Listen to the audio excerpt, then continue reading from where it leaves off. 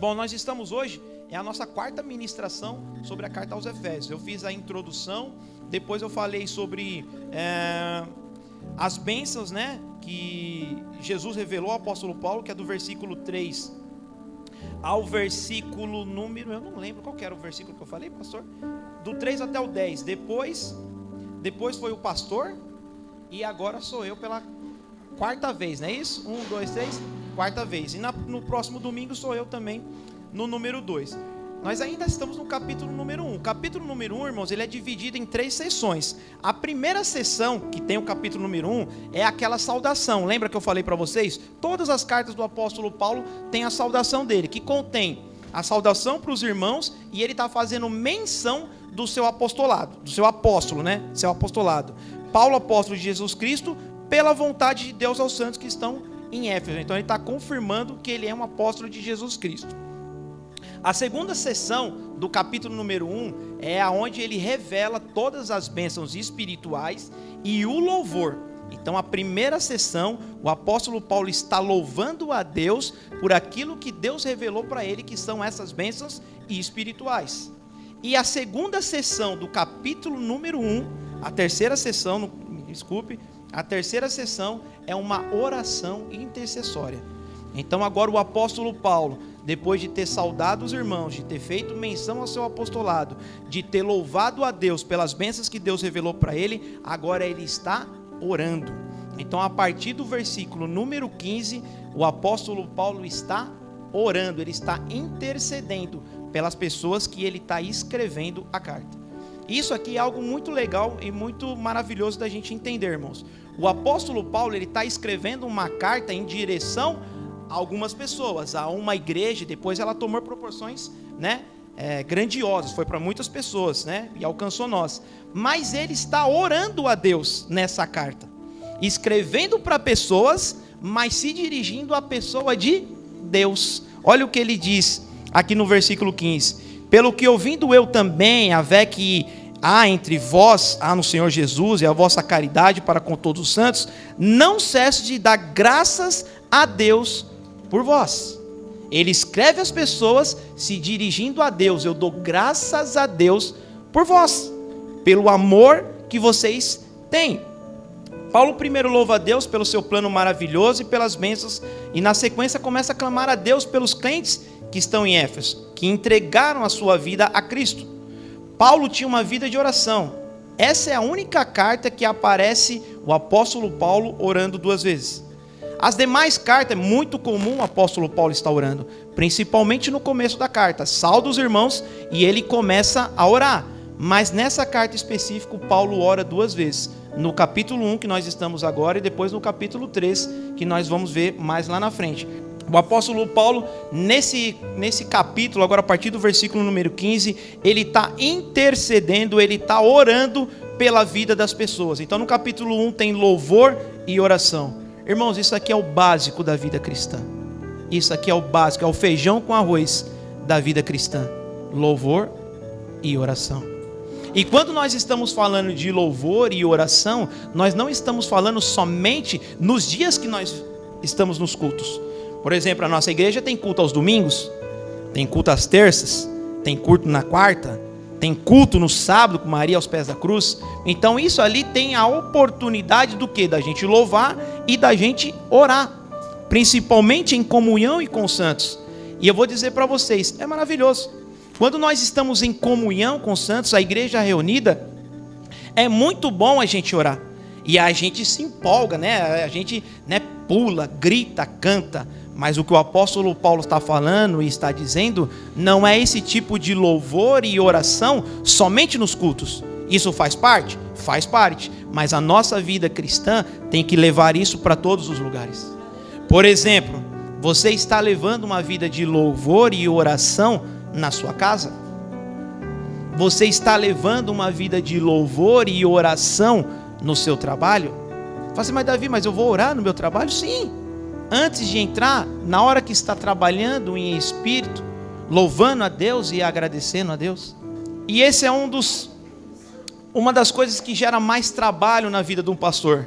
que é convencer as pessoas, convencer aqueles que estão se achegando ao Senhor, que devem levar uma vida de leitura da palavra, de louvor e de oração.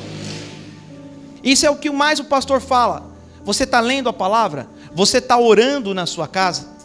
E aí, irmãos, isso tem um impacto nas outras pessoas. Por exemplo, eu que sou casado e tenho filhos, se eu digo que eu processo a fé em Jesus Cristo, se eu venho aqui, vocês me veem aqui pregando a palavra de Deus, mas só que se lá na minha casa os meus filhos não me vê orando, os meus filhos não me vê lendo a palavra, a minha esposa não me vê orando e não me vê lendo a palavra, é estranho, não é? E a mesma coisa serve para vocês. Vocês são um exemplo para os filhos de vocês, ou vocês são exemplos para os pais de vocês, ou vocês são exemplos para aquelas pessoas que te rodeiam. Isso é o básico: louvor, oração, leitura da palavra. Nós estamos aqui, já tem acho que 1 ano que nós começamos aqui a leitura da palavra lá inteira, a Bíblia inteira. Mas se nós formos perguntar para nós estamos aqui, a nossa igreja, a nossa família, se nós formos perguntar para aqueles que frequentam a igreja, quem está acompanhando a leitura, você vai ver que são muito poucos. São muito poucos. Tem uns que já abandonaram, já não lê mais, tem uns que estão muito atrasados, tem uns que não se importam, e isso é muito difícil. Isso é muito difícil, porque não há mudança de vida, não há transformação de vida e não há milagre se você não tem uma vida de louvor, oração e leitura da palavra. Hoje em dia, o que as pessoas querem? Coisas práticas, rápidas. Por exemplo, hoje está na moda praticidade. Você não quer cozinhar na sua casa, você liga ou pede pelo aplicativo, a comida vem bem rapidinho. Paga ali com o cartão, resolveu o problema. Então a maioria das pessoas fazem com Deus a mesma coisa que elas querem na vida dela. Querem as coisas muito rápido. Eu vou à igreja, canto 2 louvor, dou uns pulinhos, dou uns gritinhos, e aí está resolvido o meu problema. E eu vou embora para casa e está tudo certo. E ainda reclama depois, fala: Senhor, mas o senhor não viu? Estava lá na igreja, lá no domingo, uns pulos lá, né? O que está acontecendo? Só que o senhor não está vendo? Porque as pessoas querem praticidade, coisas rápidas. E a vida cristã não é assim, irmãos. A vida cristã não é assim. Tira pela vida do apóstolo Paulo louvor, adoração e leitura da palavra. Isso é o básico, é o mais importante de tudo. É o mais importante de tudo. Então eu digo para vocês, se vocês ainda estão em falha com isso, peça ao Senhor graça, misericórdia, para que vocês comecem a ter mais leitura da palavra, mais louvor e mais oração, andando sempre no Espírito, assim como o apóstolo Paulo fazia. Então, nosso dever é orar sempre, é o dever de todo crente. Essa sempre foi uma ordem de Deus para o seu povo. No Velho Testamento, no Templo de Salomão, ele era chamado casa de oração, templo de oração, aonde as pessoas oravam 3 vezes ao dia. No Velho Testamento, também nós vemos muitas referências sobre oração das pessoas. O livro de Salmos, que é um livro que o judeu gosta muito, você vai ver muitos salmistas orando porque estava aflito, orando porque estava passando por dificuldade, orando agradecendo por livramento, orando por tudo. Então, desde o Velho Testamento, desde lá do começo, o Senhor já instituiu a oração e disse que isso era super importante. Meninas, vocês conseguem projetar para mim aqui Isaías capítulo 56, versículo 7? Também os levarei ao meu santo monte e os alegrarei na minha casa de oração. Os seus holocaustos e os seus sacrifícios serão aceitos no meu altar, porque a minha casa será chamada casa de oração para todos os povos. Os profetas a mesma coisa. 2 Crônicas 7, 14 ao 15, meninos, tem que ser bem rapidinho para a gente não perder tempo. Diz assim a palavra do Senhor: e se o meu povo, que se chama pelo meu nome, se humilhar e orar e buscar a minha face e se converter dos seus maus caminhos, então eu ouvirei dos céus e perdoarei os seus pecados e sararei a sua terra. Agora estarão abertos meus olhos e atentos meus ouvidos à oração deste lugar. Desde os profetas também se fala muito em oração, o povo orando, clamando ao Senhor.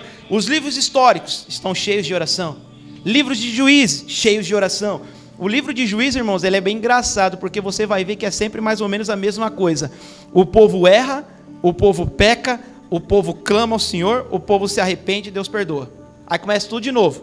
O povo erra, o povo peca, o povo ora, clama ao Senhor e o Senhor os perdoa. Aí começa tudo de novo. O povo erra, o povo peca, o povo se arrepende, clama ao Senhor e o Senhor perdoa. Você vai ver que o livro de Juízes é sempre assim. E na nossa vida também é a mesma coisa. É uma vida de oração que não para nunca. Lá em Juízes 16, 28, diz assim a palavra do Senhor. Então Sansão clamou ao Senhor e disse: Senhor Deus, peço-te que lembres de mim e fortaleça-me agora, só esta vez. Ó Deus, para que de uma vez me vingue dos filisteus, pelos meus 2 olhos. Sansão clamando ao Senhor, pedindo para ele: Senhor, pela última vez, atende o meu clamor. E Jesus, irmãos, Jesus orava o tempo todo. Jesus era maravilhoso, ele orava o tempo todo. O tempo todo. Lucas 18, do 1 ao 3 diz assim: e contou-lhes também uma parábola, Jesus contando uma parábola para as pessoas, sobre o dever de orar sempre, e nunca desfalecer, dizendo: havia uma cidade, um certo juiz, que nem a Deus temia, nem respeitava o homem. Havia também naquela mesma cidade uma certa viúva, que ia ter com ele dizendo: faze-me justiça contra o meu adversário. Jesus contando essa parábola para as pessoas, ensinando para eles a importância de orar. Ele está dizendo, ó, tinha numa cidade um juiz que não temia Deus, e também tinha nessa cidade uma moça, uma senhora, uma mulher, que ela tinha uma causa e ela queria que o juiz julgasse a causa dela. E ela ia lá todos os dias e batia na porta e dizia: julgas a minha causa. E ele não atendia, e ela voltava no outro dia: julgas a minha causa. E ele não atendia, ela voltava no outro dia e dizia: julgas a minha causa. Isso Jesus está dizendo: orem todos os dias, sem cessar. Mesmo que não se cumpra, no outro dia, ore novamente. E se não se cumprir, no outro dia, ore novamente. Ore sem cessar. Jesus orou, oração do Pai Nosso, lembra? Pai nosso que estás no céu, santificado seja o teu nome, venha a nós o teu reino e seja feita a tua vontade, assim na terra como no céu. O pão nosso de cada dia nos dai hoje. Perdoai as nossas ofensas, as nossas dívidas, perdoe também aqueles que nos ofenderam, e não nos deixe cair em tentação, pois teu é o reino, o poder e a glória para todo sempre. Jesus ensinando eles a orar. Quando vocês forem orar, orem assim. Jesus orou no seu batismo. No dia lá no Rio Jordão com João Batista, Jesus orou. Jesus orou no dia que ele foi rejeitado em Betsaida e Cafarnaum, que foi expulso da cidade, ele orou também. Jesus orou em momentos de profunda dificuldade, como lá no jejum, nos 40 dias, sendo tentado pelo inimigo. Foram 40 dias sem comer e sem beber, 40 dias de intensa oração e de intensa atribulação pelo inimigo. O inimigo atribulava e ele orava, o inimigo atribulava e ele orava, 40 dias jejuando e orando, Jesus orando. E também vemos também Jesus no Getsêmani, antes da sua prisão, antes da sua morte e crucificação, ele chama os seus discípulos. Você lembra dessa passagem? Ele diz: vamos aqui comigo, vamos orar, vocês fiquem aqui, eu vou até ali e vamos orar. Quando Jesus está orando e ele volta, os discípulos estão dormindo. Vocês não conseguiram orar nem 5 minutos, nem 10 minutos, e Jesus vai lá, repreende eles e volta para orar. Jesus vai lá, ora, quando volta eles estão dormindo de novo. Mas, irmãos, parece uma coisa engraçada, né? Nós temos disposição para todas as coisas. Você pode ver, nós temos disposição para tudo. Chama para ir no shopping, você está aceso. Chama para ir numa festa, você está todo pique. Vamos jogar bola, demorou. Vamos para a praia, demorou. Vamos embora, tomara que esteja muito sol, vou pegar a minha prancha. Agora chama para orar. A carinha dos irmãos murchos faz assim, ó. Orar. Tá aquele sono, aquela leseira. Temos culto de oração na quarta e temos culto de oração no sábado. Irmãos, está aumentando, nós cremos que vai aumentar. Mas se você for ver bem, poucas pessoas vêm nos cultos de orações. As pessoas não se esforçam. Elas não se esforçam. Porque você fala assim: ah, mas Davi, mas eu trabalho. Eu também trabalho. Ah, Davi, mas eu sou casado. Eu também sou casado. Ah, Davi, eu tenho filho. Também tenho filho. Ah, Davi, mas eu limpo a casa. Também limpo a casa. Ah, Davi, eu tenho que fazer comida. Eu também faço. Você entendeu? Porque nós temos que nos esforçar. O pastor Henrique outro dia falou, eu não consegui limpar a casa, não consegui fazer janta, mas viemos para a oração. Fui fazer isso depois da oração.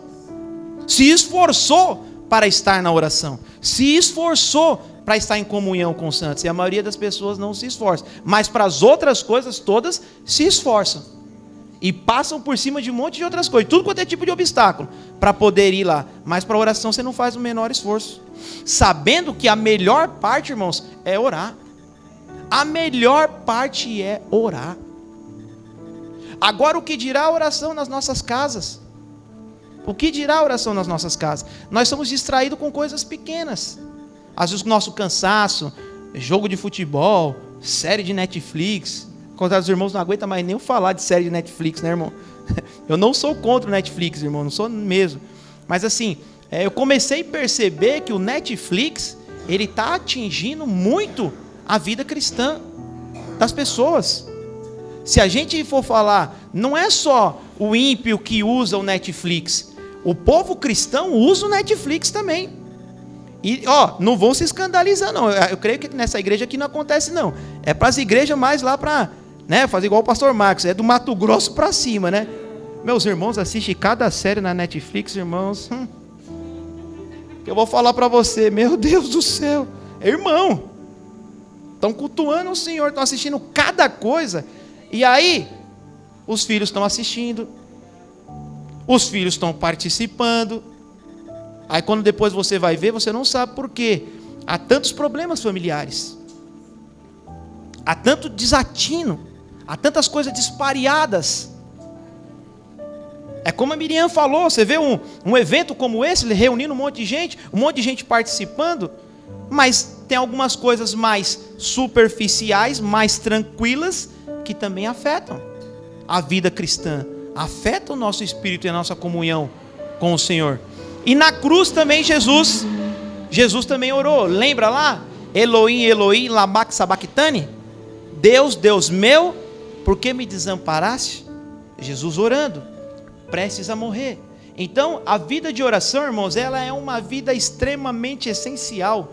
Não podemos deixar isso de lado, não podemos negligenciar essa vida de oração. Como é importante. Eu já contei isso aqui uma vez. Eu estava trabalhando de aplicativo, era bem cedinho, tipo assim, 5, 6 horas da manhã. Eu peguei uma jovem, olha só que bênção. Eu peguei uma jovem numa localidade lá em Mauá. Peguei uma jovem e ela estava indo para um outro endereço para pegar a tia dela, para elas irem para a igreja antes do trabalho. Iam orar na igreja antes do trabalho. E aí chegamos na casa da tia dela, e ela ia descer lá. Ela falou: motorista, será que você não me levaria até a igreja lá, não? Eu levo com o maior prazer. Aí levo com o maior prazer. Vai cobrar? Eu falei: não cobro nada. Peguei a senhora e a jovem, levei e deixei lá na porta da igreja. Enquanto as pessoas estão dormindo, enquanto as pessoas estão se preparando para ir para os seus trabalhos, tem pessoas já orando e intercedendo pela vida, pela família. E elas mesmas, porque elas estão ali, elas não estão orando somente pela vida delas, mas elas estão orando pelas suas famílias. Elas estão orando pelo povo da igreja. Nós temos hoje, espalhado pelo mundo, irmãos, igrejas que estão em regime de oração 24/7, que é 24 horas por dia, 24 horas por dia, 7 dias na semana. As igrejas não cessam de orar, não param de orar, não fecham suas portas. Há turnos de revezamento. Igrejas que tem muitas pessoas se combinam. Um vem, ora 1 hora, o outro vem, ora 2 horas, o outro vem, ora 3 horas. E a igreja em contínua oração. E a igreja em contínua oração. Nunca para, nunca cessa. É como o apóstolo Paulo diz, né? Eu não cesso de orar por vocês. Irmãos, e a igreja? A igreja ora? A igreja ora. Atos capítulo 2, versículo 1.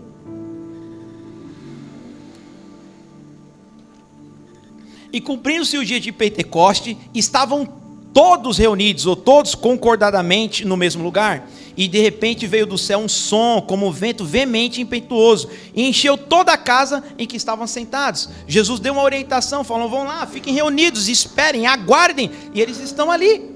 congregados, unidos e orando e clamando ao Senhor, obedecendo uma orientação que o Senhor deu. Atos 12, do 3 ao 5 diz assim: e havendo prendido a Pedro, o encerrou na prisão, entregando a 4 quaternos de soldados, para que guardassem, querendo apresentá-lo ao povo depois da Páscoa. Pedro, pois, era guardado na prisão, olha isso aqui, mas a igreja fazia contínua oração por ele a Deus. Pedro preso, mas a igreja reunida em contínua oração pela vida de Pedro. A igreja ora e intercede o tempo todo. Lucas 22, do 31 ao 33 diz assim, esse aqui é muito interessante, irmãos. Disse também o Senhor: Simão, Simão, eis que Satanás vos pediu para se andar como trigo, para peneirar como trigo. Mas eu, Jesus dizendo, mas eu roguei por ti, para que a tua fé não desfaleça. E tu, quando te converteres, confirme a teus irmãos. Olha que coisa interessante, irmãos. Jesus chega para Pedro e diz assim: Pedro, Satanás pediu para se andar com você. Ele pediu para peneirar você como trigo, para apertar você, para amassar você. E eu estou intercedendo pela sua vida. Jesus estava intercedendo pela vida de Pedro, porque ele ia passar por algo muito difícil. E eu estou intercedendo por você. Jesus disse para Pedro: estou intercedendo, porque o inimigo vai se andar com você. Agora isso aqui é muito legal. Ele diz: e tu quando te converteres. Quer dizer, Pedro estava andando com Jesus, mas parece que não era convertido. Ele já estava andando. Aí Jesus falou: estou intercedendo por você, porque depois que você se converter. Irmãos, é possível você andar com Cristo? É possível você ir à igreja e não ser convertido? Sim. Possível. Possível, muito possível. Nem todos que estão na igreja ainda tiveram um encontro com Cristo. Nem todos que tiveram a igreja participaram do novo nascimento. E podem achar que estão em Cristo. Lembra Jesus falando? Lá na hora da entrada do céu? Mas Senhor, nós profetizamos em teu nome. Em teu nome nós curamos enfermos. Em teu nome nós expulsamos demônio. Ou seja, essa pessoa era uma pessoa que participava de todas as atividades da igreja, orando, intercedendo, curando os enfermos, expulsando os demônios. E aí Jesus olha para ela e fala assim: não, eu não te conheço. Nossa, como pode, né, irmãos? Como pode a pessoa realizar sinais, prodígios e maravilhas, como curar, expulsar demônio, e depois Jesus dizer: não, eu não vos conheço? Isso é sério. Isso é muito sério. E nós vamos falar um pouco sobre essa palavra conhecimento, para a gente poder entender um pouco mais sobre isso daqui. Já nós vamos falar sobre isso daqui. Então é muito possível, irmãos, nós estamos indo à igreja e ainda não ter tido ainda um novo nascimento, um encontro com Cristo Jesus.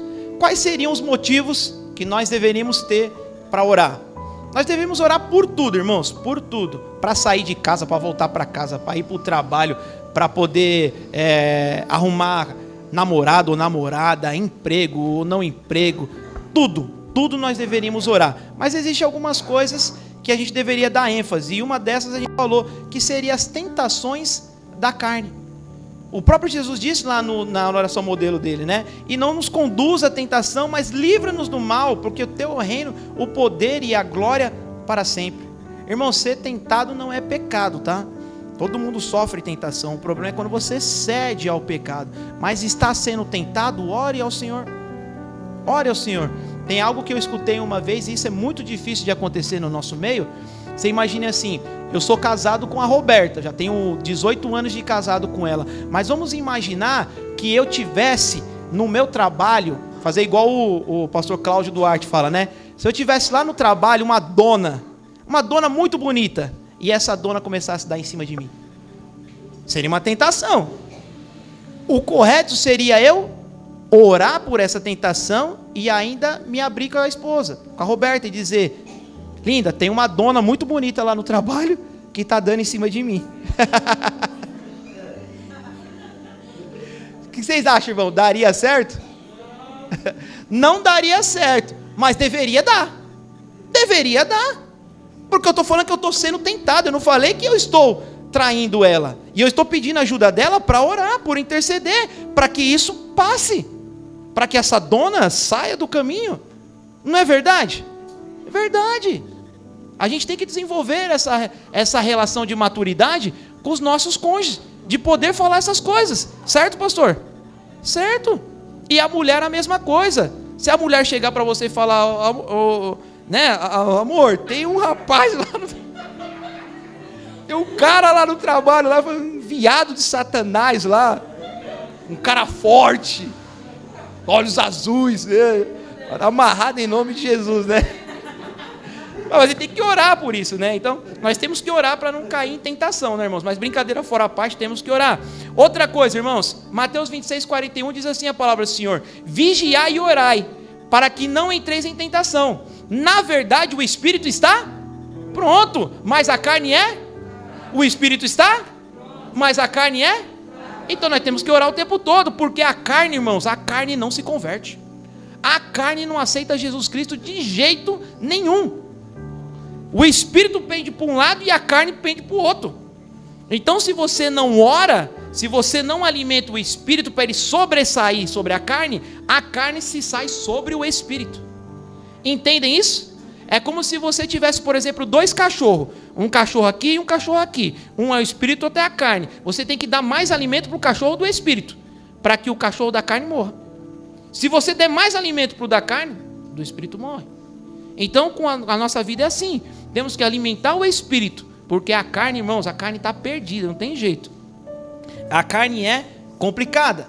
Oração para ser cheio do Espírito Santo. Oração para ser cheio do Espírito Santo. Efésios 5, 18 ao 20 diz assim: e não vos embriaguei com vinho em que há contenda, mas enchei-vos do Espírito, falando entre vós com salmos, hinos, cânticos espirituais, cantando e salmodiando ao Senhor nosso, do vosso coração, dando sempre graças por tudo ao nosso Deus Pai, em nome do nosso Senhor Jesus Cristo, orando para que a gente seja cheio do Espírito.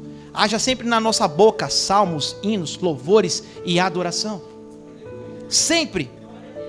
Lucas 11 ao 13. Pois se vós, sendo maus, sabeis dar boas dádivas aos vossos filhos, quanto mais dará o Pai Celestial o Espírito àqueles que pedirem.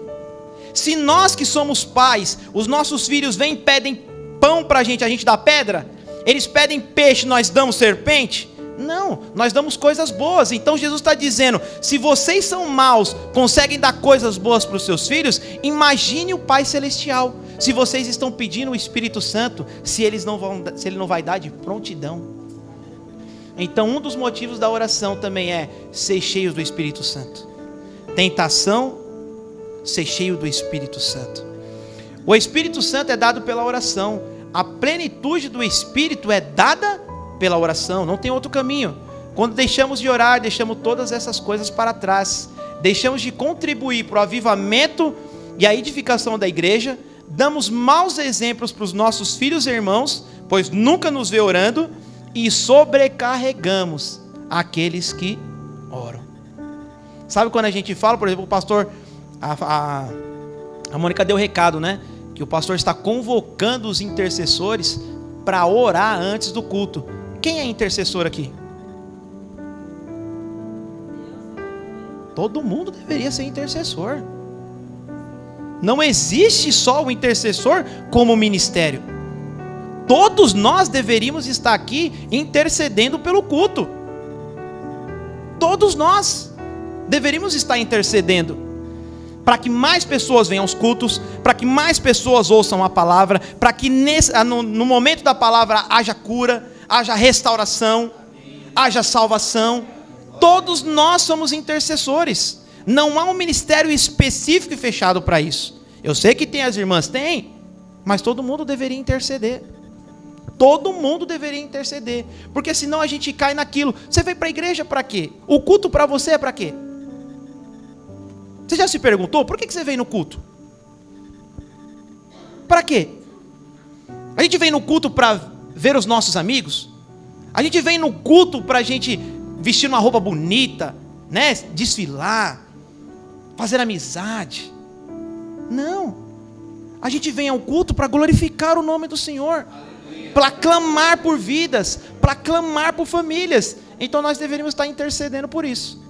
Agora, se for só para fazer amizade e só para desfilar roupa bonita, aí vocês vêm no horário do culto mesmo. E sai 10 minutos antes de acabar. Tô brincando, tá, irmãos? Aí, irmãos, vamos lá. Efésios capítulo 1, versículo 17. Nós falando do 15 e do 16, da vida de oração, os motivos para a gente poder orar.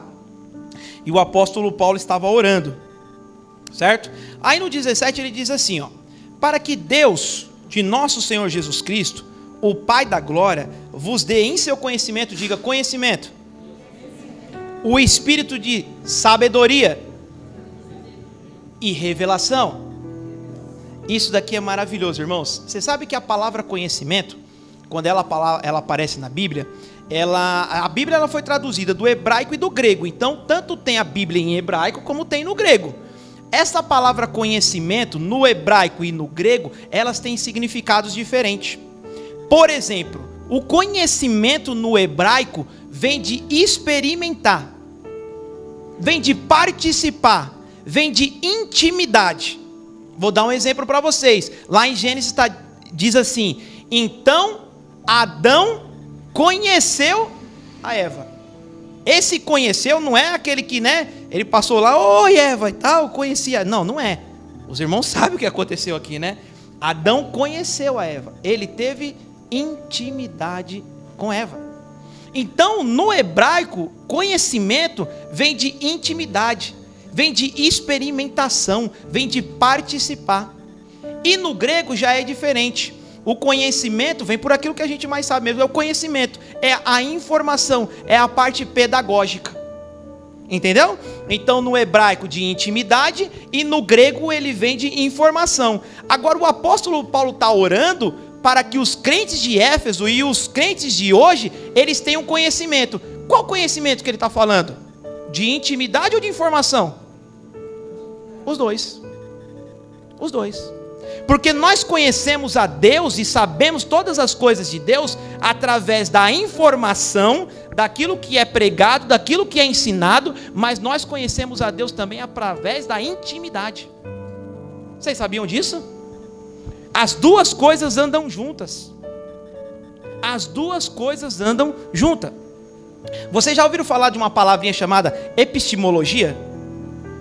Nunca ouviram falar? Quem fez faculdade ou está fazendo, ou conhece um pouquinho de filosofia, vai falar sobre epistemologia. Basicamente é isso aqui, ó. Como você sabe o que você sabe? Epistemologia é isso. Como você sabe o que você sabe? A epistemologia diz que você sabe o que você sabe através somente de revelação. Volta. Através de informação. A epistemologia diz que você sabe o que você sabe através de informação. Alguém te ensinou, você estudou, você pesquisou, e aí você aprendeu, certo? Mas a palavra de Deus, o reino de Deus, o evangelho, ele vai meio que na contramão. Não é que ele se opõe à epistemologia, mas ele diz que o conhecimento não vem só pela informação, mas ele vem também pela revelação. Ele vem pela intimidade, certo? Eu dou o meu exemplo.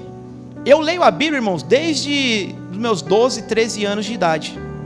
Meu pai, eu ganhei uma Bíblia na igreja, daquelas que davam aquelas azulzinhas, que hoje não dá mais, mas aquelas Bíblias azulzinhas, elas distribuídas nas escolas, cada um ganhava uma. E meu pai falou para mim, Davi, faz o seguinte, lê o Salmo 1, 23, o 91 e o 150, e decora. E eu ia lá, eu lia mesmo, eu estava adquirindo informação sobre Deus. O conhecimento no grego. Informação de Deus, conhecimento no grego. Vocês estão me acompanhando até aí? Tá dando para entender? Certo? Só que mais lá na frente, eu obtive um conhecimento de intimidade. Eu fui tocado pelo Espírito, eu tive uma revelação de quem Deus é por intimidade.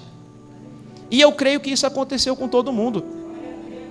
Um pastor, ele deu o exemplo do filho dele. Ele é um pastor muito conhecido e ele já tem livros escritos. E ele falou assim, ele tem um filho de 8 anos. E ele falou que ele e a esposa estão pregando o evangelho para o filho dele. Ele até brinca, porque não sei se vocês sabem, mas o meu filho, ele não é convertido. E eu estou ensinando a palavra para ele, eu estou trazendo conhecimento no grego. Tudo que diz a respeito de Deus, ele está ensinando. A palavra, bons livros, filmes, tudo que tem informação sobre Deus, ele está colocando para o menino. Só que ele está orando para que Deus dê o conhecimento de intimidade.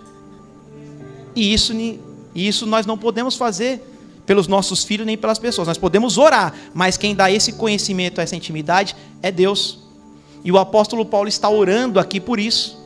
Ele está intercedendo por conhecimento, de instrução, de informação e de intimidade. Irmãos, é o que nós deveríamos fazer também. De orar cada vez mais. Lembra, no começo nós falamos sobre leitura da palavra. Essa é a parte do conhecimento, da informação. Mas nós deveríamos orar também por intimidade, para que a gente possa conhecer a Deus. E lembra quando Jesus fala, lá naquele grande dia, se afaste de mim, porque eu não vos conheço. Jesus está usando o hebraico. Jesus está falando sobre assim, eu não tenho intimidade com vocês. Vocês nunca foram íntimos de mim. Não é que Deus não conhece você, Deus conhece todas as coisas. Ele é onipotente, onipresente, onisciente. Ele sabe o nome de cada um, o DNA de cada um, impressão digital de cada um, ele sabe tudo. Como é que ele chega lá no dia e ele vai falar para você que não te conhece? Ele conhece, é que vocês não tinham intimidade. Você não tinha intimidade comigo, só tinha a informação. Nós vemos muitas pessoas dotadas de informação que não têm esse encontro e essa intimidade com Deus. Você pega, por exemplo, a ex-presidente da República, Dilma Rousseff. Ela já leu a Bíblia um monte de vezes. Ela tem um conhecimento no grego, da informação, mas não teve na intimidade. Não fez diferença para ela. Jô Soares é um cara muito culto, um homem muito culto, já leu a Bíblia muitas vezes, mas ele não teve o conhecimento de intimidade, não foi tocado. Então não basta somente ler, mas tem que clamar ao Espírito que dê esse conhecimento, essa intimidade, para que vocês possam conhecer a Deus. Glória a Deus. Vocês entenderam então essa questão do conhecimento? Legal. Aí ele continua, que vocês tenham conhecimento e que vocês tenham sabedoria e revelação. Sabedoria e revelação. Eu vou explicar para vocês aqui, talvez tenha uma passagem da Bíblia que fala muito sobre isso e dá para a gente entender. Olha só, José está preso. Vocês lembram dessa passagem? Está na última prisão dele lá, que foi acusado injustamente de ter violentado a esposa de Potifar. Ele está preso. O faraó teve um sonho. Ele teve um sonho. E ele pede para que as pessoas interpretem o sonho dele. Os feiticeiros dele, os magos dele, os mais sábios lá do reino dele lá, e ninguém consegue. Ninguém consegue. Mas ele teve um sonho. Ele teve uma informação, ele viu. Ele sabe o que ele viu. E ninguém consegue interpretar. Chega a notícia para ele que tem um rapaz na prisão que interpreta sonhos. Esse rapaz vai até Faraó conta o sonho para ele, ele diz assim, o seu sonho é o seguinte: as 7 vacas gordas são 7 anos de abundância. Vai ter muito alimento na terra do Egito e em todas as nações. E as 7 vacas magras são 7 anos de escassez. Vai acabar tudo, não vai ter nada.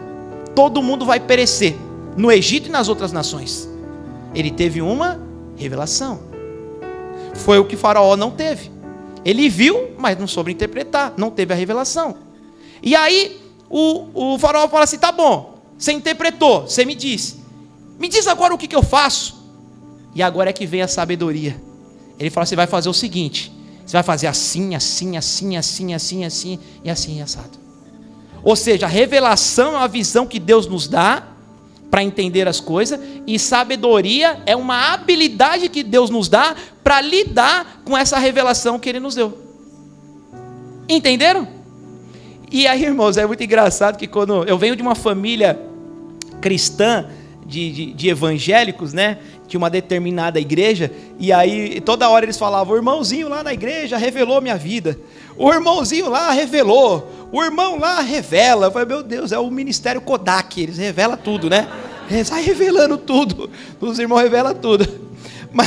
Mas a revelação que o apóstolo Paulo está falando não é essa, irmãos. Eu não tenho dúvida que Deus tem o poder de usar uma pessoa para poder te antecipar alguma coisa.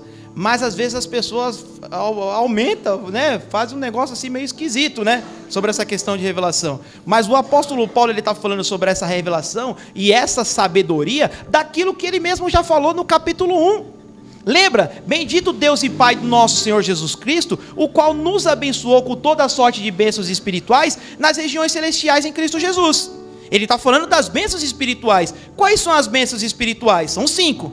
Ele nos elegeu, Ele nos predestinou, Ele nos redimiu, Ele revelou o ministério da sua vontade e Ele nos batizou com o Espírito Santo.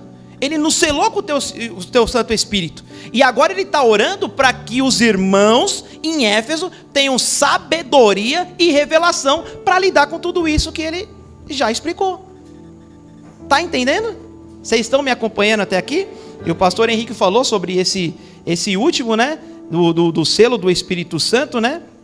Então ele vai falar sobre isso, sabedoria e revelação. Irmãos, Isaías capítulo número 11, diz assim a palavra do Senhor: sabedoria, porque brotará um rebento do tronco de Jessé, e das suas raízes um renovo frutificará, e repousará sobre ele o Espírito do Senhor, o Espírito de sabedoria e de entendimento, o Espírito de conselho e de fortaleza, o Espírito de conhecimento e temor do Senhor. Isaías falando sobre Jesus Cristo, né? E esse Espírito. E aí, irmãos, aqui tem hora que às vezes a gente faz uma confusão, ou outra, ou não, eu não sei se é ou se não é. Mas todas as vezes que aparece na Bíblia o Espírito Santo com letra E maiúscula, o pessoal fala que é o Espírito Santo. E quando aparece o E minúsculo, eles não estão falando do Espírito Santo. Mas, por exemplo, na minha tradução aqui que eu peguei, ele está falando sobre o Espírito do Senhor com letra maiúscula, o Espírito de sabedoria está com letra minúscula. E o Espírito de entendimento, o Espírito de conselho, o Espírito de fortaleza, o Espírito de conhecimento e de temor ao Senhor, tudo com letra minúscula. Mas isso é o Espírito do Senhor, é o Espírito Santo. Então, para mim é o mesmo Espírito. Entendeu? Para mim é o mesmo Espírito, né? Não tem como a gente ter Espírito de conhecimento, de revelação, de fortaleza, se não for pelo Espírito Santo. Para mim é o mesmo Espírito, para mim é a mesma coisa, né? Então, é isso, irmãos, sabedoria e revelação. O apóstolo Paulo orando por isso. Glória a Deus. Vocês entenderam até aí? Agora ele continua no versículo 18, ele diz: tendo iluminado os olhos do vosso entendimento, para que saibais qual seja a esperança da sua vocação, e quais as riquezas da glória da sua herança nos santos. Agora ele está orando para que os olhos dos irmãos, os olhos daqueles que receberam a Cristo Jesus, se abram. Agora, irmãos, olha que coisa interessante. Lá em Gênesis, na queda do homem, quando o homem peca, Gênesis capítulo 3, versículo 7, olha o que diz a palavra do Senhor: e viu a mulher que aquela árvore era boa para se comer, e agradável aos olhos, e a árvore desejada para dar entendimento, tomou do seu fruto e comeu, e deu também a seu marido, e ele comeu com ela. Então foram abertos os seus olhos. Então foram abertos os olhos de ambos, e conheceram que estavam nus, e cozeram folhas de figueira e fizeram para si aventais. Então em Gênesis está dizendo que os olhos das pessoas, os olhos de Adão e Eva, foram abertos. Mas agora o apóstolo Paulo aqui em Efésios está pedindo para que os olhos sejam abertos de novo. E agora, está aberto ou está fechado? Fechado. Na hora lá de Gênesis, os olhos do povo, os olhos de Adão e Eva, se abriu para uma vida pecaminosa. Se abriu para uma possibilidade enganosa de uma vida sem Deus. Se abriram para isso, mas se fecharam para Deus. Se fecharam para as bênçãos de Deus. Se fecharam para as bênçãos espirituais. Então de lá para cá os olhos do povo estão todos fechados. Aqueles que não entregaram a vida para Cristo, que não tiveram o novo nascimento, estão com os olhos fechados. E o apóstolo Paulo agora ora para que os olhos das pessoas possam ser abertos. Abertos para quê? Para o pecado? Não. Abertos para a vida com Deus. Abertos para a vida com Jesus Cristo. Aberto para poder entender tudo isso que ele está falando no capítulo número 1. Entenderam, irmãos? Glória a Deus. Irmãos, e é verdade. Quando nós estávamos antes alheios à palavra do Senhor, nós estávamos cegos. olha o tanto de coisa errada que a gente fez. Olha o tanto de coisas que a gente participava, porque os nossos olhos estavam fechados, nós não conseguíamos enxergar. Mas chegou um momento que Jesus Cristo, o Espírito Santo, abriu os nossos olhos, nos revelou, e agora a gente pode enxergar agora tudo aquilo que nós estávamos fazendo de errado. Mas se você for perguntar para uma pessoa que está com o olho fechado, uma pessoa que tem esse entendimento de Deus fechado, uma pessoa que está, por exemplo, vamos supor, na bebida, nas drogas ou em qualquer outra coisa, ela vai achar que está certa, porque na verdade os olhos dela estão fechados. Então aquilo que ela está fazendo, ela acha que é comum e que é normal, entendeu?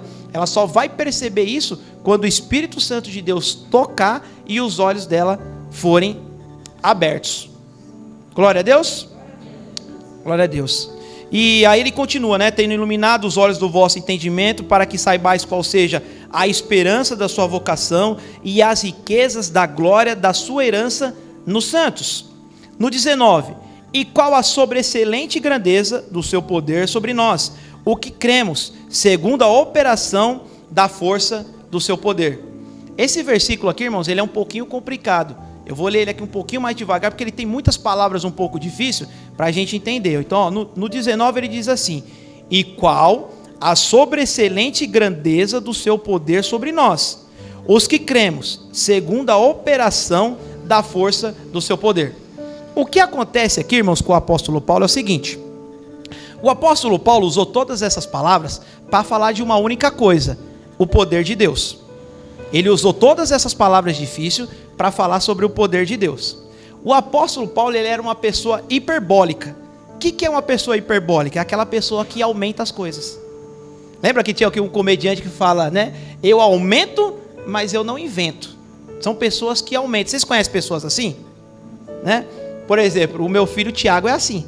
Você vai conversar com ele e fala: pai, aquele cara, mano, é gente boa demais, velho. Demais, cara, aquele cara, meu, é sensacional. Eu falo: meu, mas não é tudo isso. Não, que isso, o cara é maravilhoso.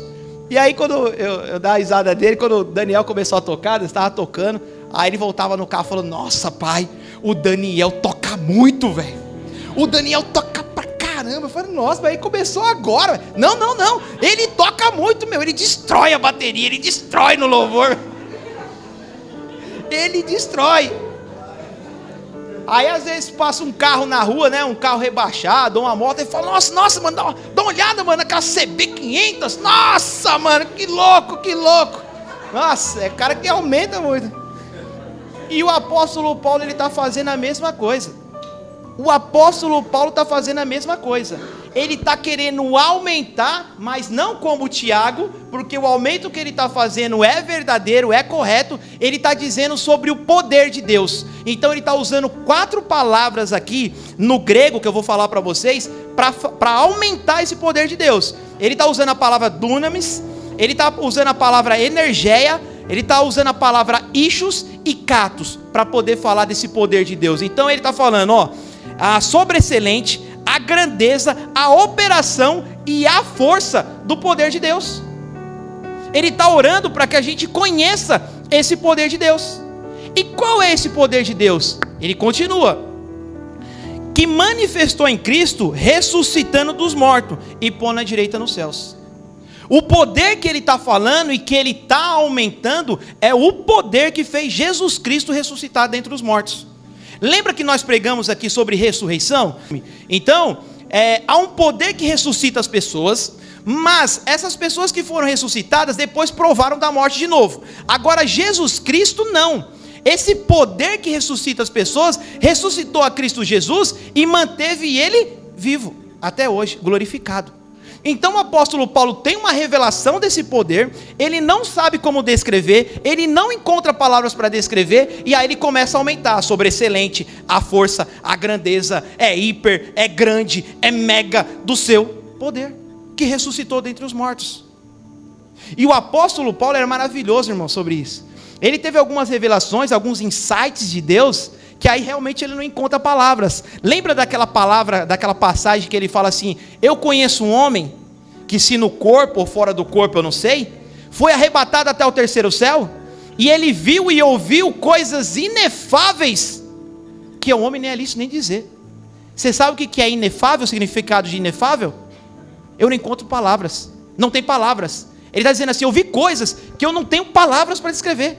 Eu não sei dizer o que eu vi. Eu não sei dizer, eu não sei contar para vocês o que eu vi. No vocabulário não existe palavras para descrever aquilo que Deus mostrou para mim. É inefável. Ele não encontra palavras para poder dizer sobre isso. E nessa passagem agora, ele aumenta esse poder de Deus. Ele aumenta esse poder que ressuscitou a Cristo Jesus dentre os mortos. E tem uma aqui, irmãos, tem uma novidade para nós. Esse poder que ressuscitou Cristo dentre os mortos, que ele não encontra palavras para dizer, que é grande, que é ultra, que é grande, é força, é operação, ele está à nossa disposição.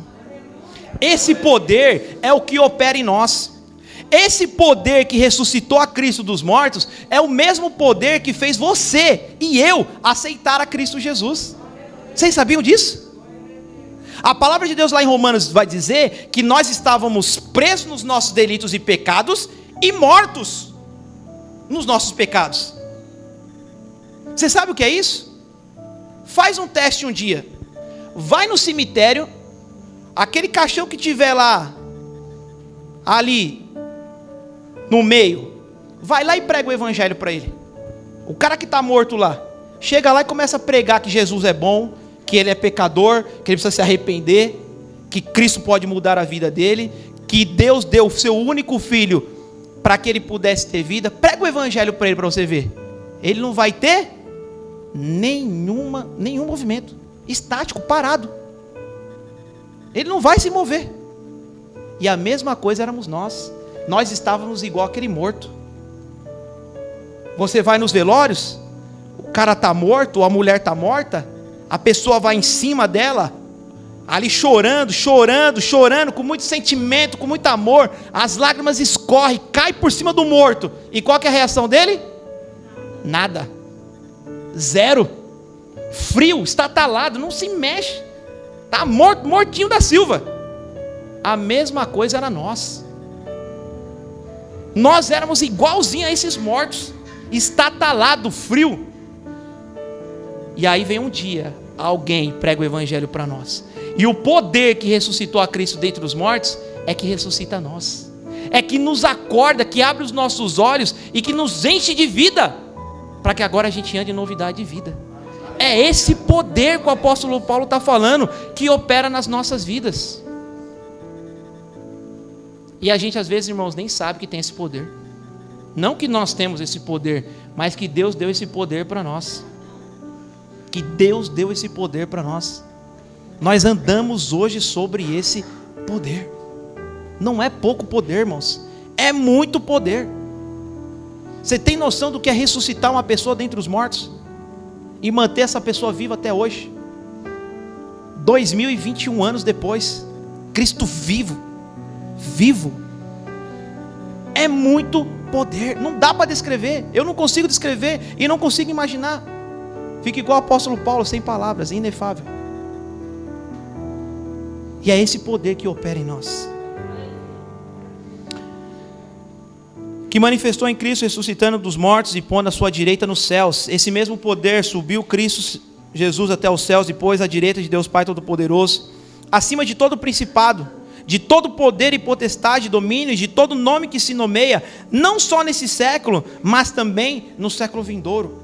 Esse poder que ressuscitou a Cristo dos mortos, fez ele estar acima de tudo e de todos. E nós que somos participantes, co-participantes da obra de Cristo, nós temos o mesmo poder. E nós não devemos temer a nada e nem a ninguém, muito menos ao inimigo. Aí fala, sério, Davi? Sério? O inimigo já foi derrotado, irmãos. O inimigo não tem nada. Tem um pastor que brinca que o diabo ele adora os crentes, porque o crente dá tudo para ele não tem nada e o crente fica dando. A TV é do diabo, ele, opa, dá aqui para mim. A internet é do diabo, opa, dá aqui para mim. Isso aqui é do diabo, dá aqui para mim. Ele não tinha nada, está sendo empoderado pelos crentes. E o crente coloca toda a culpa no diabo. Ah, o diabo, Satanás, é isso. Batia o carro, é o diabo. Bater não sei o que, é o diabo. Tudo coloca a culpa no inimigo.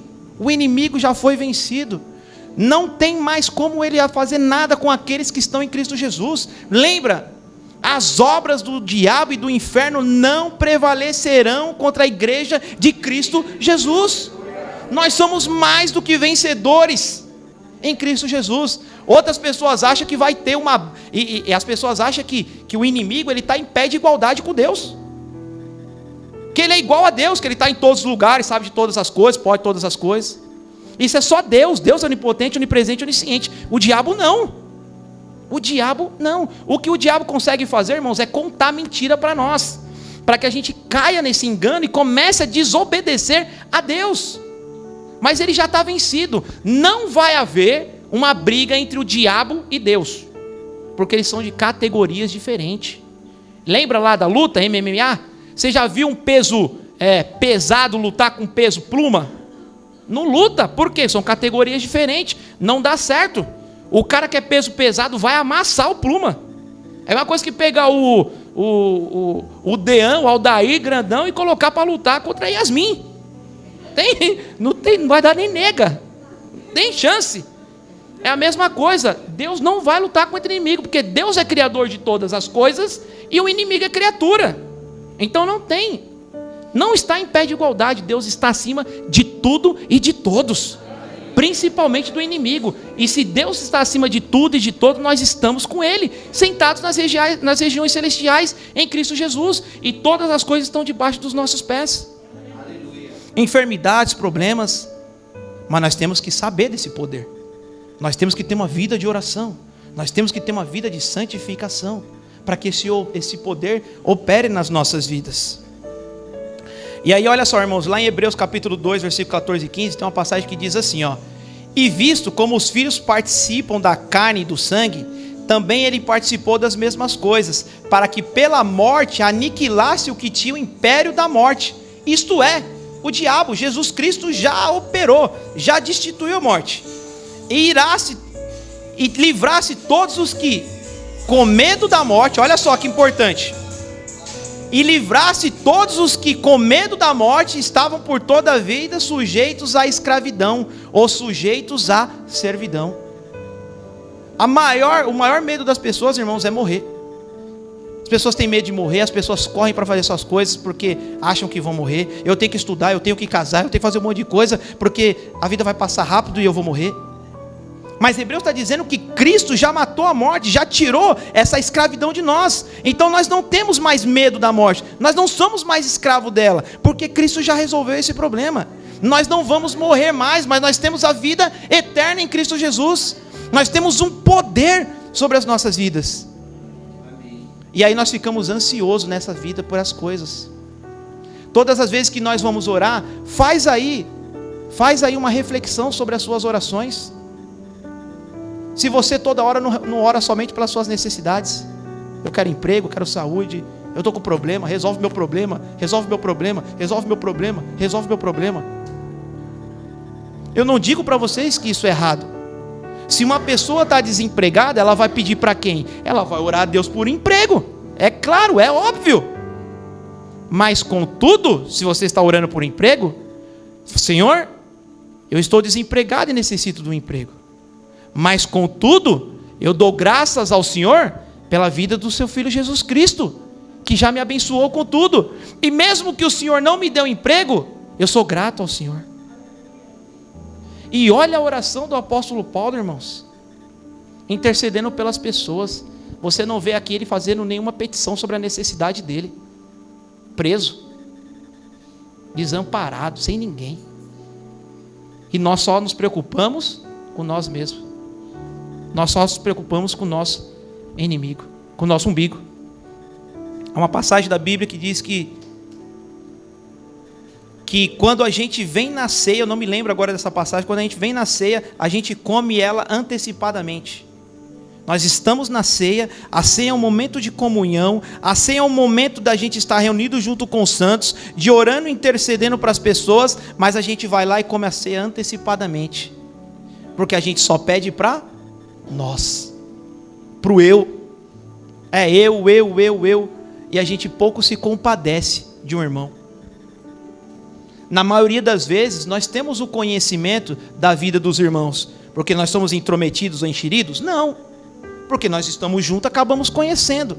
Mas quantas vezes um irmão chegou para você e orou pela sua dificuldade? Quantas vezes você orou por uma dificuldade de um irmão? Quantas vezes você chegou e se colocou à disposição de uma pessoa que está passando por dificuldade? Não é verdade? Nós falhamos com isso, irmãos. E isso daqui foge da oração intercessória do apóstolo Paulo, que ora para que os irmãos tenham sabedoria, conhecimento, revelação, iluminação dos olhos, para que sejam selados com o teu Santo Espírito. Isso deve ser o nosso aprendizado, esse deve ser a nossa atividade, essa deve ser a nossa rotina, de orar e interceder uns pelos outros, clamar ao Senhor por isso, por salvação, por restauração de vida, em nome de Jesus. Amém. Em nome de Jesus. E aí ele continua: e sujeitou todas as coisas aos seus pés, e sobre todas as coisas o constituiu como cabeça da igreja. Depois que tudo isso aconteceu, Jesus Cristo morre, é assunto aos céus, está sentado à destra de Deus Pai Todo-Poderoso. Agora Deus o constituiu como cabeça da igreja. Ele é o cabeça da igreja. E no 23, para terminar, ele diz assim, que é o seu corpo, a plenitude daquele que cumpre tudo em todos. A palavra plenitude é totalidade. Então, se você quer conhecer a Cristo por inteiro, é a igreja. Se você quer conhecer a Cristo por inteiro, você precisa conhecer a igreja, estar em comunhão, estar no corpo. E se você quiser conhecer a Deus por inteiro, foi revelado na pessoa de Jesus Cristo.